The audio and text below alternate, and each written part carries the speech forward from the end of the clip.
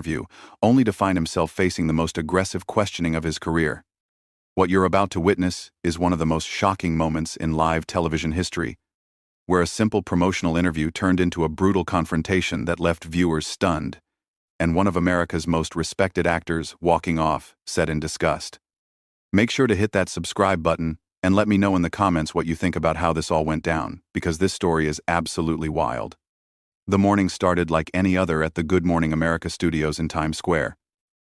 Clint Eastwood had arrived to promote his latest directorial effort, a gritty western that many were calling his return to form. The studio buzzed with the usual pre-show energy as makeup artists made final touches and producers scurried around with their clipboards. George Stephanopoulos sat across from the legendary director, his notes carefully arranged on the small table between them. The cameras were rolling, and millions of viewers were tuning in for what they expected to be a pleasant conversation with one of Hollywood's most enduring icons. "Good morning, Clint. Thanks for being with us today." Stephanopoulos began with his practiced television smile. "I have to say, at 94, you're still making movies, still directing, still acting occasionally. What drives you to keep going at this stage of your life?" Eastwood leaned back in his chair, that familiar squint barely visible under the studio lights. His voice carried that unmistakable gravelly tone that had defined countless characters over the decades. "Well, George, I guess I just like telling stories. Always have. When you find something you love doing, age becomes just a number. I wake up every morning thinking about the next shot, the next scene, the next story that needs to be told." "That's truly inspiring," Stephanopoulos replied, though there was something in his tone that suggested he wasn't planning to keep things light for much longer. "Your new film, like so many of your westerns, deals with themes of justice and morality. The protagonist faces difficult choices about what's right and wrong. Do you think those themes resonate differently with audiences now than they did when you first started making westerns back in the 60s? Eastwood considered the question for a moment, his hands folded in his lap. "I think good storytelling is timeless, George. People understand right from wrong. They understand when someone needs to stand up for what they believe in, when someone needs to draw a line in the sand. That hasn't changed, and I don't think it ever will. Human nature is human nature." "Interesting perspective," Stephanopoulos said, shuffling his notes slightly. The gesture seemed casual, but seasoned television watchers might have noticed it was the kind of movement that often preceded a shift in questioning. "Speaking of standing up for what you believe in, you've been quite vocal about your political views over the years. You've supported various candidates, spoken at political conventions, made statements that have generated significant discussion."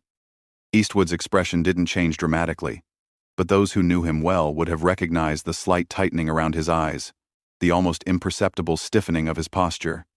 "I've always believed in participating in the democratic process, yes. I think every American has the right and the responsibility to make their voice heard. But some of your statements have been controversial." Stephanopoulos pressed, his tone becoming more pointed. "The empty chair incident, various comments about political correctness, your positions on certain social issues. Do you ever regret taking such strong political stances, especially when they might alienate portions of your audience who just want to enjoy your movies?" The question hung in the air for a moment. Eastwood's jaw tightened slightly, and when he spoke, there was a new edge to his voice. "George, I say what I think needs to be said. I don't worry too much about whether people agree with me or not. I've been in this business for over 60 years, and I've learned that you can't please everybody. You can't make movies by committee, and you can't live your life trying to avoid offending anyone. But surely you understand that with great influence comes great responsibility." Stephanopoulos continued, clearly not satisfied with Eastwood's response.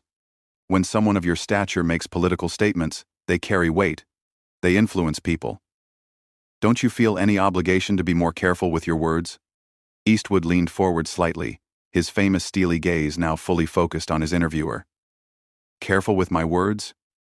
George, I've been careful with my words my whole life. I've chosen every role, every project, every statement with thought and consideration. But being careful doesn't mean being silent. And it doesn't mean apologizing for having convictions." The tension in the studio was becoming palpable. Camera operators glanced at each other uncertainly, and producers in the control room leaned closer to their monitors. This was clearly not going according to the planned script of a friendly promotional interview. Stephanopoulos wasn't backing down. If anything, the resistance he was getting from Eastwood seemed to embolden him further. He glanced down at his notes again, and when he looked up, there was a new intensity in his eyes that suggested he was about to escalate things significantly. "Let me be more specific, Clint," Stephanopoulos said, his voice taking on the tone of a prosecutor building a case. "You've made comments over the years that many people have found deeply troubling. Comments about minorities, about women, about social progress in general. You've dismissed movements for equality as political correctness gone wrong. How do you reconcile that with the heroic characters you've played on screen, characters who stand up for justice and protect the innocent?" Eastwood's face hardened visibly.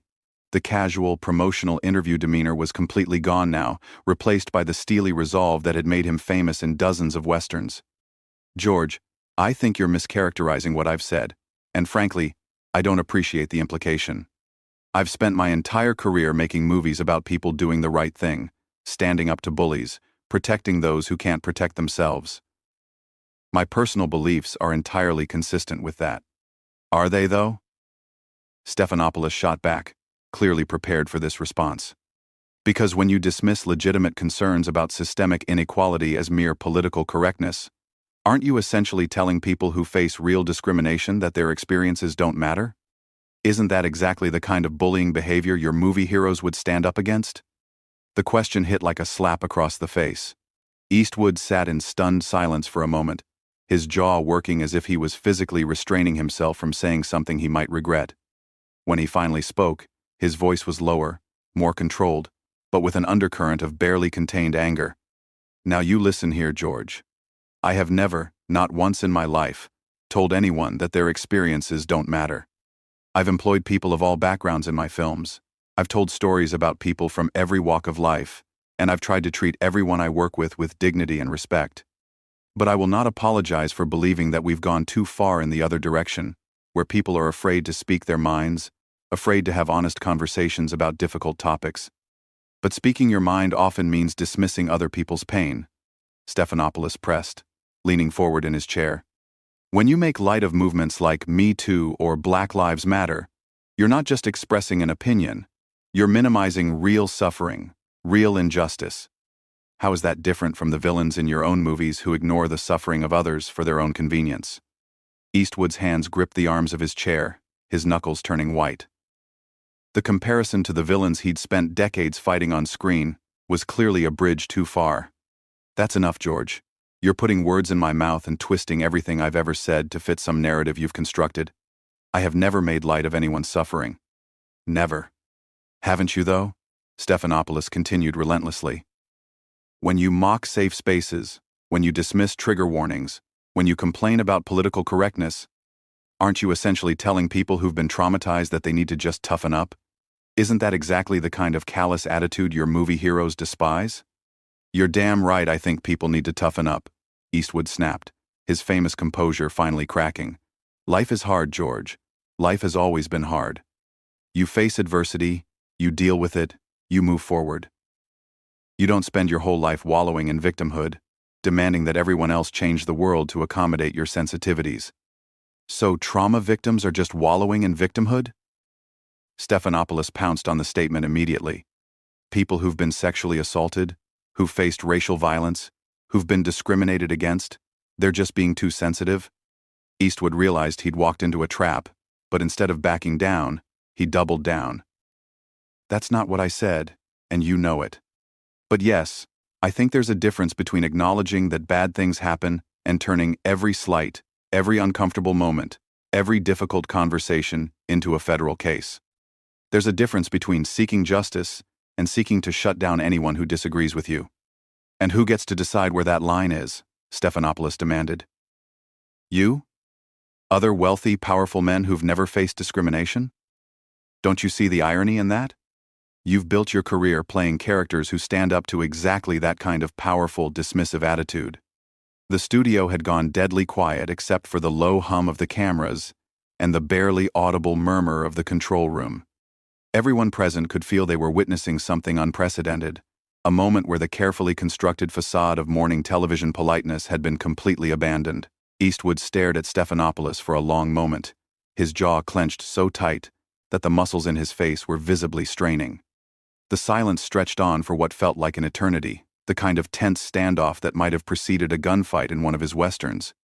When he finally spoke, his voice was dangerously quiet, the kind of quiet that experienced observers knew meant a storm was coming. "George, I've been patient with you this morning. I came here to talk about my movie, to share something I'm proud of with your audience. But you've turned this into some kind of political ambush, some kind of character assassination disguised as journalism. And frankly, I'm getting tired of it." Stephanopoulos seemed to sense he had Eastwood on the ropes and pressed his advantage even harder. "Character assassination? I'm simply asking you to account for your own words, your own actions. If that feels like an attack, maybe you should consider why. Maybe the problem isn't with the questions, but with the answers you're being forced to give." "Forced to give?" Eastwood's voice rose for the first time, a hint of the famous Eastwood growl creeping in. "Nobody forces me to do anything, George. Nobody ever has, and nobody ever will. But what you're doing here isn't journalism, it's a hit job. You've taken every statement I've ever made out of context, twisted every position I've ever held, and tried to paint me as some kind of monster." "I haven't taken anything out of context," Stephanopoulos fired back. "I'm quoting you directly. These are your words, your positions. If you don't like how they sound when they're played back to you, maybe you should think about what that says about the positions themselves." Eastwood leaned forward, his famous squint now a full glare. "You want to know what I think, George? I think this whole thing was planned from the beginning. I think you never had any intention of talking about my movie, about my work, about anything I actually came here to discuss. I think you brought me here specifically to try to embarrass me, to try to tear down someone who's had the audacity to think differently than you do." "That's a serious accusation," Stephanopoulos replied. But there was something in his expression that suggested Eastwood wasn't entirely wrong. "Are you saying that asking you to explain your own public statements is somehow unfair?" "I'm saying that twisting those statements, misrepresenting them, and using them as weapons is unfair, yes. But more than that, it's dishonest. It's the kind of dishonesty that's destroying public discourse in this country." Eastwood's voice was getting stronger now, more forceful. "You want to know about bullies, George? This is what bullying looks like in the modern world. You use your platform, your position of power, to try to humiliate people who disagree with you." Stephanopoulos' professional composure was starting to slip as well. "I'm sorry, but I find it rich that someone with your platform, your influence, your wealth and privilege, is claiming to be a victim of bullying. You've had 6 decades to use your voice however you wanted, and now when someone asks you tough questions about how you've used it, suddenly you're the victim?" "I never said I was a victim of anything," Eastwood shot back, his voice now carrying the full force of decades of authority. "But I know dishonest journalism when I see it, and I know a setup when I walk into one. And that's exactly what this is." The tension in the studio was now so thick it was almost suffocating. Producers in the control room were frantically trying to decide whether to cut to commercial, while camera operators continued to roll, knowing they were capturing something extraordinary. "Let me ask you this, Clint," Stephanopoulos continued, his voice now openly hostile. "Do you think your attitudes, your dismissive comments about social progress, your resistance to change, do you think those attitudes have contributed to the very problems you claim to be concerned about? Do you think your influence has made things worse for the people you claim to want to help?" Eastwood stood up abruptly, his chair scraping against the studio floor with a harsh screech that cut through the tension like a knife. "That's it. I'm done with this circus." "Clint, please sit down," Stephanopoulos said, suddenly realizing that he might have pushed too far. "We still have several minutes left in the segment."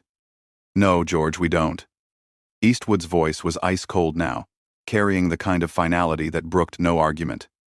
"I came here in good faith to talk about my work, to share something meaningful with your audience. But you've made it clear that you have no interest in that.